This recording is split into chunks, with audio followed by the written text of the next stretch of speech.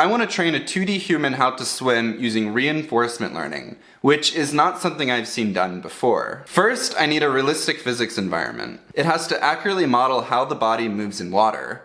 Otherwise, the agent will exploit flaws and learn unrealistic behaviors. Fluid dynamics are pretty complicated and require solving Navier-Stokes equations. I decided to simplify the problem. Instead of modeling the full behavior of the water, I approximated the interaction of the water using a simple drag force model. In this model, the force depends primarily on the exposed area of a limb and its velocity, scaling with the square of speed. This becomes tricky when a limb rotates or partially leaves the water, because different parts of the limb are moving at different speeds. To handle this, I split the limb into multiple smaller subsegments.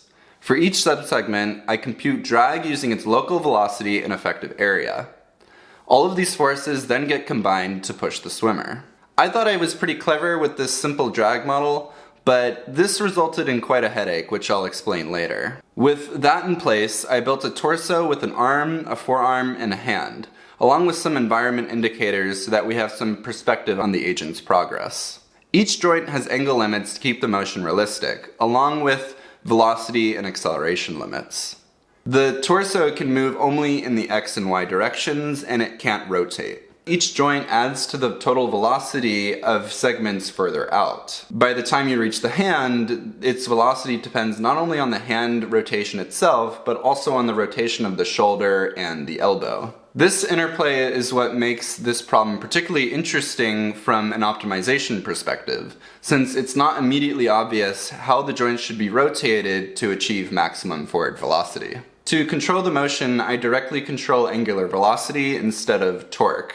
At this point, the physics were in place and it became time to train. This is where things got harder than I expected.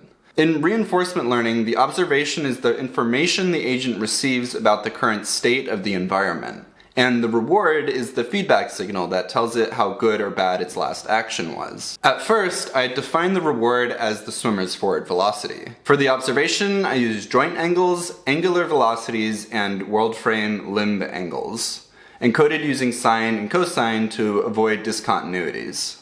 After training with this setup, this was the result. So clearly it didn't work. I found that the elbow and the hand were constantly getting locked out at their limit. I experimented with a lot of different reward functions and observation spaces with fairly limited success. The core problem is balance. Too little information and the agent can't make good decisions, but too much information and learning can become noisy and unstable. This is what defines a Markov decision process. Designing an observation space that was both compact and fully informative was the trickiest part of this project. Eventually, I had a real eureka moment on this. Instead of defining the reward as the velocity of the body, I instead used the sum of all the x direction forces from the arm. For the observation space, I removed the world frame angles and added more physically meaningful signals. The forces produced by each limb, indicators for whether subsegments were in or out of the water, and the x and y coordinate positions of each subsegment. This might have been more information than strictly necessary, but it turned out to work, so I just kind of left it. So now we go back to training. At first, the agent seems to be rather confused, but over time it starts to notice patterns and eventually converges on a stable swimming motion. It seems to quickly learn to rotate the arm in the correct direction, and over more training cycles, it kind of optimizes on how it should bend its joints to achieve the maximum x direction force.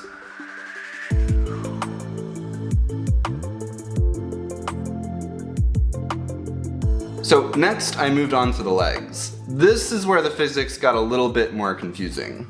At first, I modeled the legs exactly like the arms, using the same exact drag model, observation structure, and the x-force reward. I fully expected the agent to learn how to kick, but it didn't.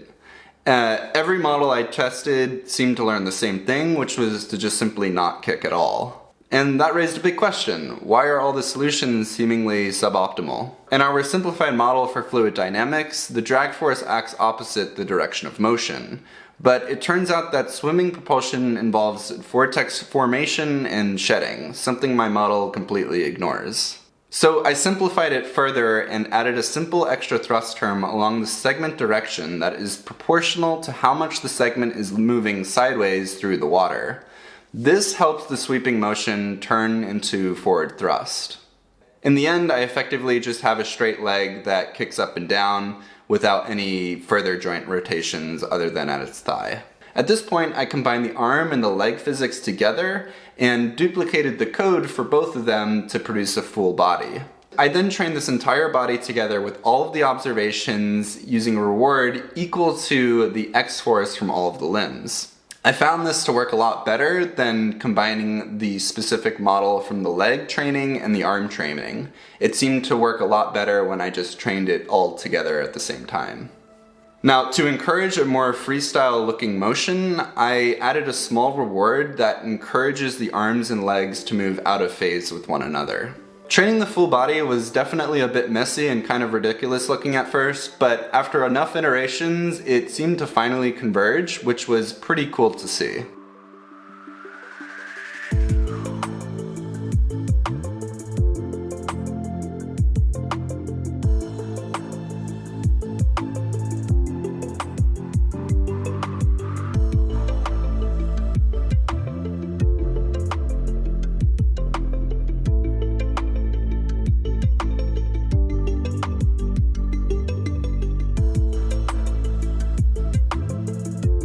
The final swimmer shows coordinated arm strokes and alternating leg kicks, working together to maximize its total forward thrust. And that's it. I hope you like this project. It was really fun to kind of think more critically about how a swimmer actually swims through water, since it's something that we kind of just know how to do, but I don't think we think much about the physics behind it. And it turns out to be quite complicated. All right, thanks for watching. Bye.